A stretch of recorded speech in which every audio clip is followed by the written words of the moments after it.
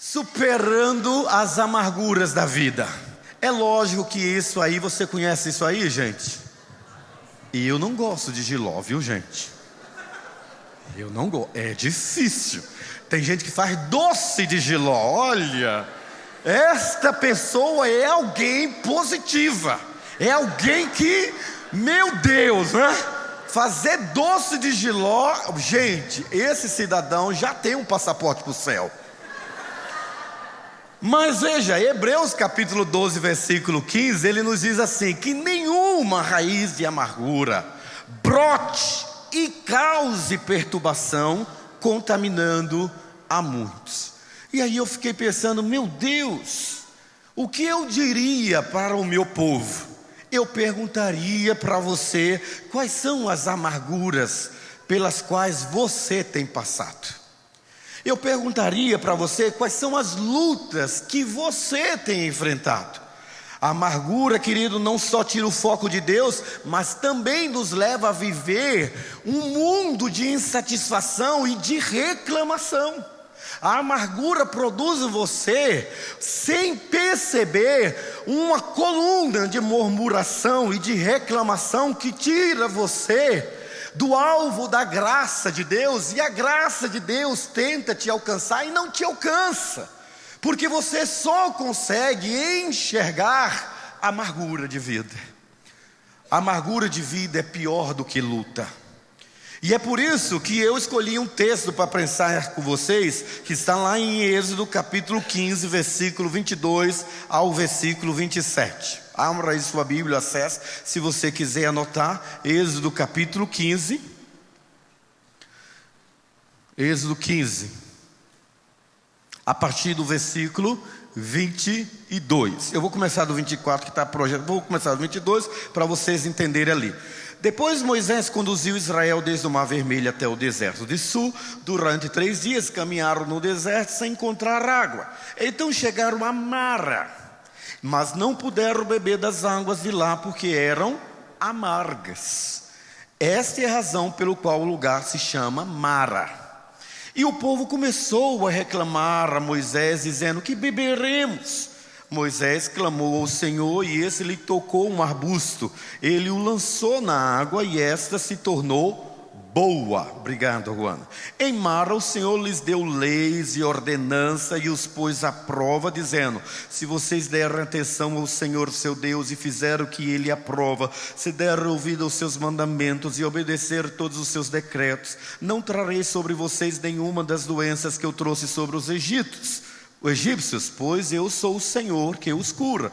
Depois chegaram a Elim, onde havia 12 fontes de água e 70 palmeiras, e acamparam junto àquelas águas. Amém? Você percebeu a história, gente? Está vendo como o povo perdeu a bênção? É o povo que bebeu, que perdeu o foco de Deus por conta de alguns momentos de provações ou de grandes amarguras. Uma pessoa amargurada de vida, ela não alcança e nem pode viver a graça de Deus. Ela pode viver religiosidade, ela pode viver igreja, ela pode viver culto, mas dentro dela tem uma célula cancerígena. E essa célula cancerígena faz com que ela tenha sobretudo uma cegueira, e essa cegueira impossibilita de enxergar qualquer propósito de Deus na sua vida. E é por isso que esse texto mostra que aquele povo, que já tinha visto tanto de Deus, aquele povo que tinha experimentado as promessas de Deus através da vida de Moisés, aquele povo que vira 10 pragas atingirem os egípcios, aquele povo que viu Deus fazer uma coisa tremenda. Eles eram pobres e saíram ricos do Egito. Eles viram o poder de Deus abrir o Mar Vermelho. Eles atravessaram o Mar Vermelho a pé enxuto. De longe eles viram Faraó e todo o seu exército morrer.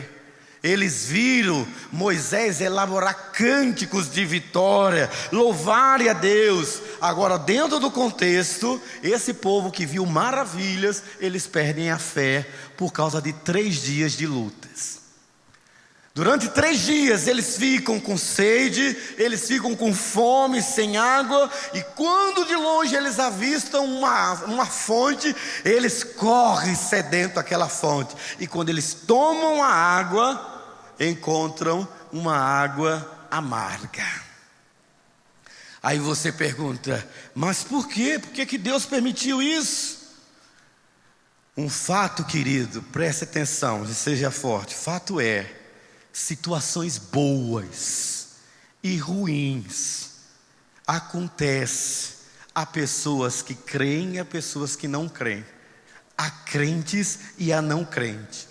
Coisas boas e coisas ruins acontecem a fiéis e a infiéis. Todos nós passamos por dissabores desta vida. A Bíblia diz que no mundo eu e você teremos aflições.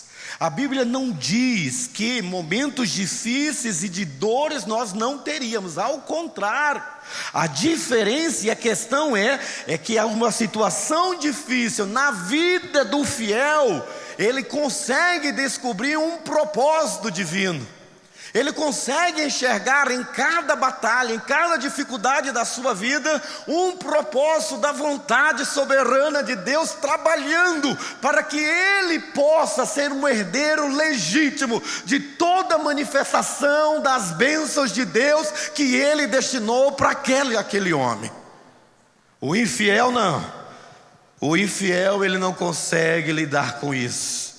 E aí ele perde, e alguns outros perdem por culpa da sua infidelidade. Quando eu leio o texto, eu percebo que 4 princípios devem estar atentos na minha situação e na sua situação. Então, para superar as amarguras de sua vida, o que você pode fazer?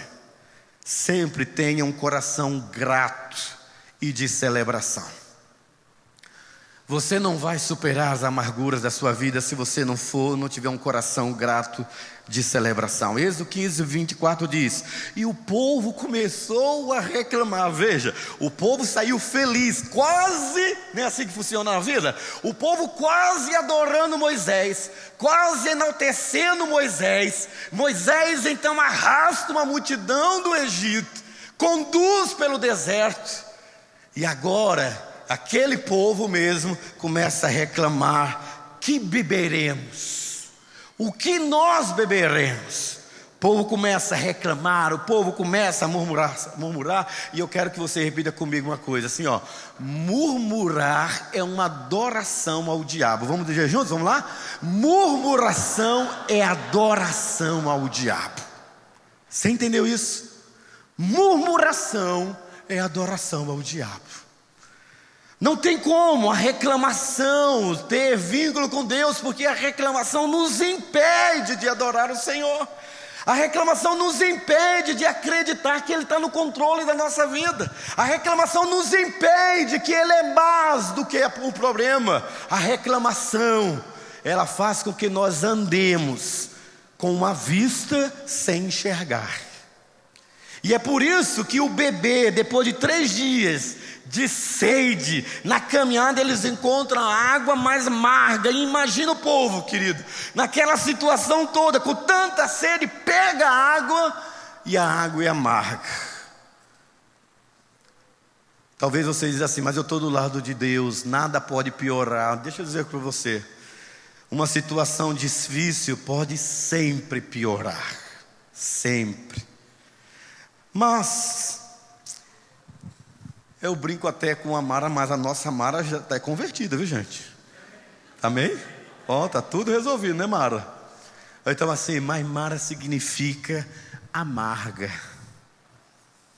O nome daquelas águas se chamou de Mara. Mas calma, calma, seja forte, como que eu vou dizer uma coisa para você. Só que aquela água era amarga, mas na verdade ela era 100% potável. 100% potável. Aquele povo estava tão voltado para a sua situação, para a sua dor, que a amargura de alma fazia com que eles não entendessem que aquela água tinha propriedades medicinais que iriam ajudá-los na missão de peregrino. Sem aquela água, eles não poderiam e não teriam condições de trilhar pelo deserto, porque eram águas medicinais. Mais ainda, aquela água tinha minerais que protegem e ajudam o coração e órgãos vitais para grandes caminhadas que eles iriam fazer durante a peregrinação. Era uma água cheia de uma série de vitaminas que iriam ajudá-los, inclusive a aumentar a imunidade deles. Quando o povo começou a reclamar, na verdade, eles estavam olhando com olhos naturais, porque as coisas naturais se discernem naturalmente, mas as coisas espirituais se discernem espiritualmente. Quando você é um homem carnal, você não consegue compreender as coisas espirituais, mas quando você é um homem espiritual, tudo que é do mundo natural faz sentido para você, porque todas as coisas contribuem para o bem daqueles que amam e confiam no Senhor. Ah, pastor, eu sou crente, mas é cego.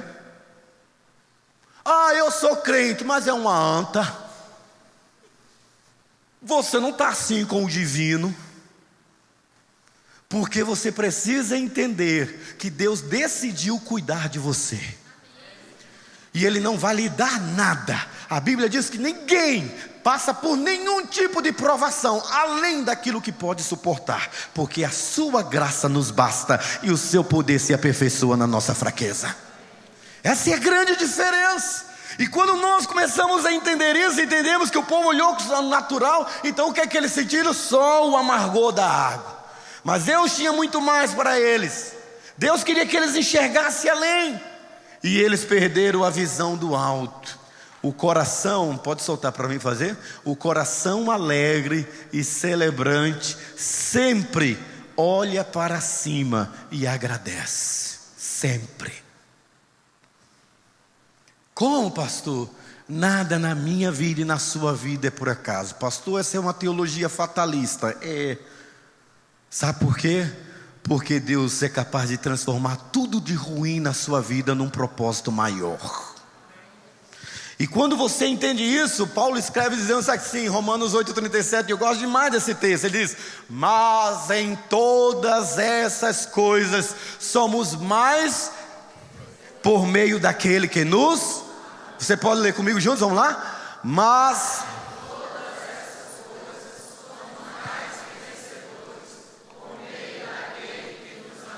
Você crê no amor de Deus? Diz amém. Mas de verdade? Então, se você crê no amor de Deus, o amor de Deus é incondicional. Como eu não sou calvinista, eu não acredito nem na eleição incondicional, nem na irresistibilidade da graça, mas eu acredito na universalidade do amor de Deus por mim e por você, independente de qualquer coisa. Ele nos ama, Ele te ama. Agora, a escolha de viver como quer viver não é dele, é sua. Você decide. Agora, aquele povo era um povo que precisava superar as amarguras da sua vida. E para isso, a única forma de você superar as amarguras da sua vida é: siga, querido, a proposta de Deus. Não siga a proposta do seu coração, porque enganoso é o coração mais do que todas as coisas. Não siga o curso de orientação deste mundo humanista e hedonista. Siga os propósitos de Deus, que é inegociável. Deus sabe o que é melhor para você, você não sabe. Decida seguir a proposta de Deus. Êxodo 15, versículo 25 diz que Moisés clamou ao Senhor, e esse lhe indicou um arbusto. Ele o lançou na água, e esta se tornou boa. Veja que Moisés clamou a Deus por uma solução alternativa por conta da reclamação do povo. O povo estava reclamando, e ele sabia que ele não iria conseguir explicar que Deus sempre tem um propósito a tudo. Gente, quando a pessoa está errada, não tem profeta, não tem pastor, não tem líder, não tem bispo, não tem ninguém que vá falar se o Espírito Santo não falar. Sabia? Não tem. Não tem. Onde há amargura de vida, Não tem voz que consiga com você. Moisés disse assim, ó. E aí eu estou me colocando no lugar de Moisés, ó. E eu não vou lá explicar para esse povo. Não vou. Vá, Moisés. Não vou não. O povo não é meu, o povo é teu. Deu uma solução. E Deus disse, você tem razão. Meu povo é difícil. Toma esse galinho aqui. Então Moisés não ia perder tempo explicar. Tem horas de eu estar fedendo sardinha para minha latinha e dando uma canja aí para os pastores. Tem coisa que você não resolve, não explica. Você tem que orar e deixar que Deus solucione. Porque se for, é punk. Não sei o que significa isso.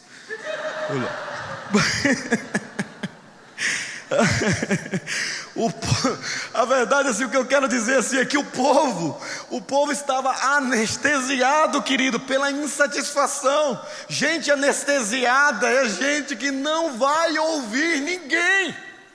O povo anestesiado por insatisfação e indignação levou-os a um estado de amargura. Ou seja, a fonte de Mara não os deixou amargos. Eles já estavam. Não foi a fonte.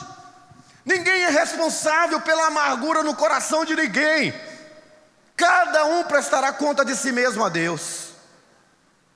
Então, se eu quero ter uma vida abundante, uma vida de paz, uma vida de serenidade, uma vida frutífera, uma vida abençoada, uma vida que germina, uma vida que se multiplica, entre em paz com Deus e se reconcilie com seus irmãos, sem culpar a ninguém e assumir a amargura de sua vida.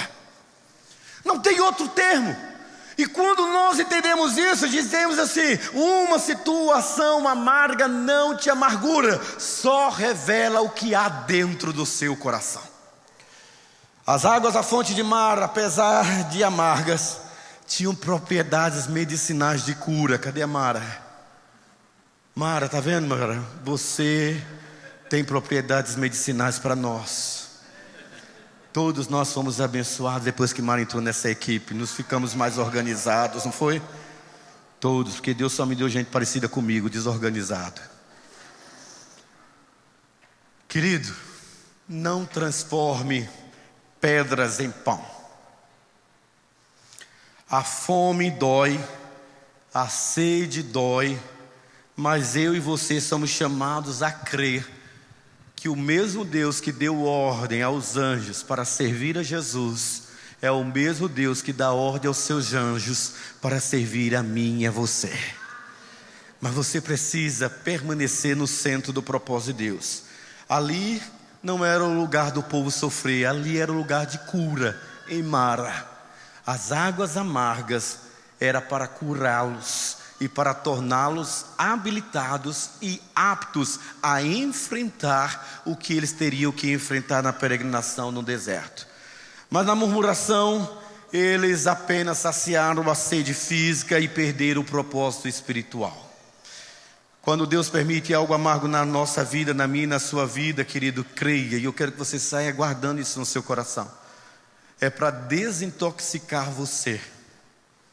Quando acontece alguma coisa que quer lhe transformar em uma pessoa amarga, na verdade Deus está querendo usar aquela situação para te curar de algo que não é curado ainda, é só sublimado dentro de você, e vira e mexe, sempre vai aflorar dentro de você.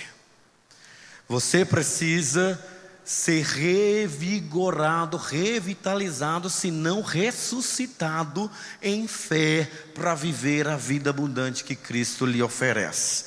Só assim você vai conseguir fazer novas com Cristo. O amargo com Deus é lugar de cura, aonde nós recebemos decretos e também recebemos proteção. Então eu descobri um negócio, falei para minha esposa. Eu disse: sabe, a coisa principal não é chegar, mas como nós iremos chegar. Chegar qualquer um chega. E aí eu peguei essa frase da minha filha. Muita gente sabe que minha filha é energizada, mas é minha e eu amo. E se você tocar nela, eu quebro sua cara. Não, perdão, não era isso que eu queria dizer. Mas tivemos a copinha. E ela saiu de casa dizendo assim: não sei nem para que eu vou participar. Eu vou ganhar mesmo. Ninguém corre como eu corro. E aí a gente convencendo ela e tal. E ela correu e ganhou, né? Lógico. A autoestima bem resolvida. Mas aí eu fiquei pensando, ela chegou. Mas como ela chegou? Na minha caminhada e na sua caminhada, o importante não é aonde você chega, mas é como você vai chegar. Porque se você chegar aonde você quer chegar, e você chegar doente, você chegar enfraquecido, por conta de um jeitinho que você está querendo dar, para conseguir alguma coisa, querido, a única coisa que você vai ver é só a sombra do que você quer ter. Porque o que você quer ter nunca será real na sua mão. Para superar as amarguras na sua vida, obedeça às orientações de Deus. E eu vou terminar por aqui mesmo. Se você obedecer às orientações de Deus, não há como não dar certo o que você planejou. Não há como não dar certo. A verdade é assim, veja o versículo 25 e 26, que eu quero explicar rapidinho correndo. Diz assim o texto: em Mara o Senhor lhes deu, leis e ordenança, e os colocou à prova, dizendo: se vocês derem atenção ao Senhor, ao seu Deus, e fizerem o que Ele aprova, se derem ouvidos aos seus mandamentos e obedecerem a todos os seus decretos, não trarei sobre vocês nenhuma das doenças que eu trouxe sobre os egípcios, pois eu sou o Senhor que cura. Olha que dão. Primeiro, pode soltar aí para mim, dar atenção ao Senhor. Dar atenção ao Senhor, ganha a atenção de Deus. Se você ganhar a atenção de Deus, você ganhou o coração dele. Dar atenção a Deus é mostrar qual é a sua prioridade, agradar aquele que reservou tudo para você. Então ele diz, a primeira coisa que ele diz no versículo é: se vocês derem atenção ao Senhor. Segundo, fazer o que Ele aprova. Se fizer, diz o texto ali, se fizerem o que Ele aprova, andar com integridade. Com Deus não é brasileiro, gente. Diga comigo, Deus não é brasileiro. Não, você diz querendo que Deus seja brasileiro. Ele não quer ser. Diga, Deus não é brasileiro. A nossa cultura é a cultura do jeitinho. A nossa cultura é a cultura relativista. Os fins justificam os meios. Ele está dizendo: se fizerem o que Ele aprova, eu aprovo. Era assim, Vasti queria chegar diante do rei, e aí ela desobedeceu o rei, não chegou perto do rei, desobedeceu o rei. O rei então levantou o cetro e depois a rainha Vasti. Esther queria chegar perto do rei, e quando ela chega perto do rei, ela disse: mas se o rei não estender o cetro para mim, eu estou lascada como Vasti foi. Ele disse: mas vá, porque o rei se agrada de você. Você chama a atenção do rei. Ou seja, meu papel é chamar a atenção do meu Senhor. Não é somente cantar, qualquer um canta, até a porca. Qualquer um dá dízimo. Mas chamar a atenção do rei é você dizer: esse é o meu filho em quem me comprazo. A Esther vai diante do rei: Senhor, eu quero uma audiência, eu quero uma audição contigo. O rei se levanta e estende o cetro para Esther. Deus precisa estender o cetro para você. Se Deus não estender o cetro para você, você está lascado, querido. Porque Ele não é brasileiro. Andar com integridade, tem hora que você até parece, você tem que se fazer bobo, fora da onda, ou fora da moda. E tantas vezes já me aconteceu fazer e viver isso. Mas eu decidi que eu nunca vou agradar, nem quero agradar os homens e desagradar a Deus. Prefiro desagradar a você, desagradar qualquer um, mas não desagradar aquele que é o meu Redentor e que vive para todo sempre. E é por isso que ele diz: faz o que Ele aprova. Terceiro conselho: dar ouvido aos mandamentos. Se diz o texto sagrado aí, não sou eu, é o texto. Se deres ouvidos aos meus mandamentos e obedecer a todos os seus decretos. Ouvir e aceitar que muitas vezes estamos errados, muitas vezes estamos andando nas preferências que não é a preferência de Deus. Às vezes é melhor andar numa direção confortável do que na direção desconfortável. E seja forte. Muitas vezes andar na direção de Deus não é uma zona de conforto, é desconfortável. E é por isso que muitos têm dificuldade de viver esse tempo de excelência com Deus. O texto sagrado diz que obedecer todos os seus decretos, Ele então impediria de todas as maldições chegar até mim e você. Aquilo que aconteceu no Egito não vai chegar até mim e você. Sabe por quê? Porque mar é um lugar amargo. Pode soltar? Mar é um lugar amargo, mas é aonde Deus nos traz as suas ordenanças e a sua cura. Amém? Porque Ele é Jeová Rafá. Diga comigo, Ele é Jeová Rafá. Diga de novo, Ele é Jeová Rafá. Ele é o Deus que cura, e Ele te trouxe nessa noite para te curar da sua amargura de alma.